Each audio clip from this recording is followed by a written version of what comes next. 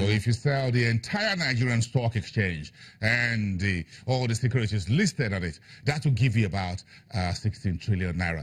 In today's, by some exchange rate, that gives you about 50 billion US dollars. That's the amount that Lagos State Governor Ambode says the state needs over the next 5 years to bridge the state's infrastructure deficit. So we might as well sell the stock exchange and just hand it over to the governor. And then he has this 50 billion, which is needed for the next 5 years. That's just for a simple mathematics, how poor my mathematics is really. But so why is this land use charge that is becoming a very hotly contested debate? Lagos is expensive by every definition. It's not a cheap place to live in, one of the most expensive places in the world. You know that already if you just Google that. So it's not easy to live and do business in Lagos. So what is this land use charge all about, and who pays what, why, and to who and when? Let's get some experts to unpack this for us. Taiwo is from PwC, is the chief in charge of tax and regulatory services. Good morning. It's good to have you here. My pleasure. I'm sure you folks start throughout yesterday. I won't bore our viewers about where we're coming from. Everybody has it. It's already in the news. You listened to the governor yesterday, his explanations, but if you step back a little bit, unpack this for us. What does really land use charge mean? Who pays it? Yeah. Thank you very much. I think the starting point is to say that this is something that has always been there. So the old one was enacted in 2001, 16 years ago.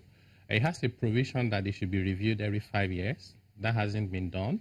And so what has been done now is to reenact the law. Now, this reenactment also consolidates many other taxes that are related to land taxes, including tenement rates, neighborhood improvements, ground rent, into one.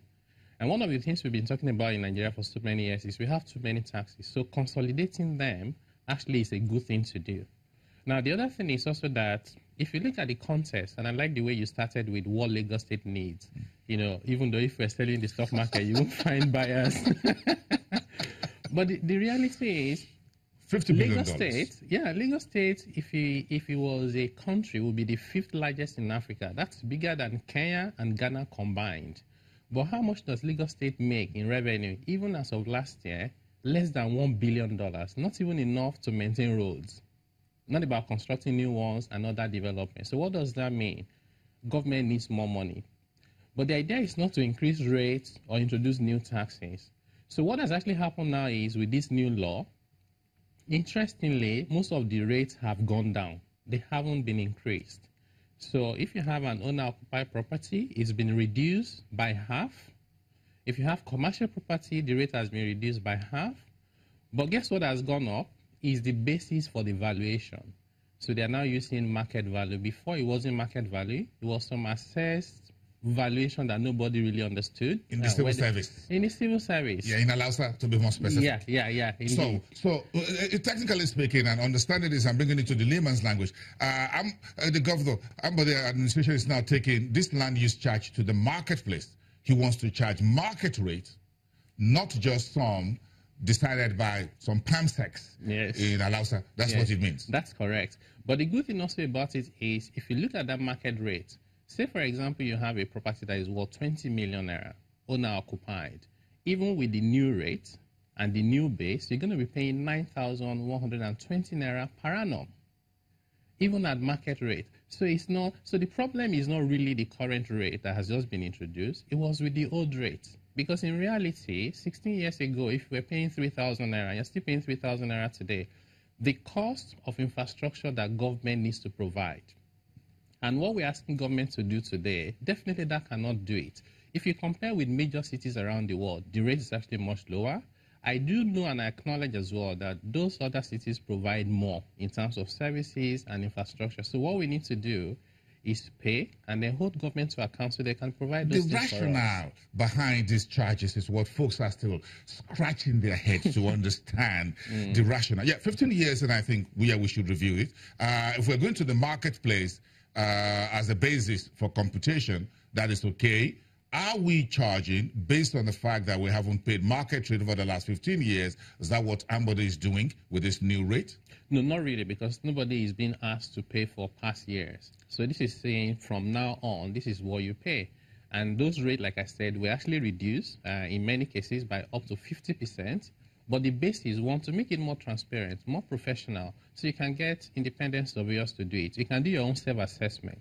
But the whole thing is that going forward, these rates cannot be what they have been for the past 15 years. Now, people need to then understand it first and foremost and have an objective assessment. Many people, based on sentiment, misinformed analysis. This is sounding more like vague. This is sounding more like vague. This is sounding more like Kemi Adeosun's vague. Because you have to do assessment and step forward and pay. Is there, but we'll get to that. Look at the Lagos economy and the cost of doing business in Lagos. So where is the noise about, this is what Ambode is doing, this has a knife at everybody's neck? Where is the noise coming from? Yeah, I think it's first and foremost because people don't have sufficient understanding. Also because government hasn't engaged enough and their communication could be actually better. So this, in my view, doesn't add significantly to cost of doing business. In fact, it's very insignificant. So like I just said to you, even if you have a commercial property that is worth 100 million, you don't even pay up to 200,000 naira in a whole year. Commercial property, 100 million. Now, there are also people who are saying, well, rent will go up because, tenant or landlord will just pass it on to tenant. Now, maybe that will happen in the immediate term, but in the medium to long term, what this law has actually introduced is also to levy people who have unoccupied properties and bare land. In some parts of Lagos, even the highbrow areas, the occupancy rate is less than 50%. If you now impose a tax, you know what's going to happen? They're forced to let out those places.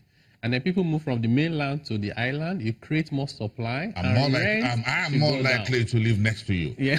If that happens. And I say, thank you, Governor Ambode, if you make that happen. If you increase that rate, I might just move from Alagbado to where Taiwo Udele lives, somewhere around those Ikoyi apartments, perhaps with some dollars hanging on the ground. I wish. I wish.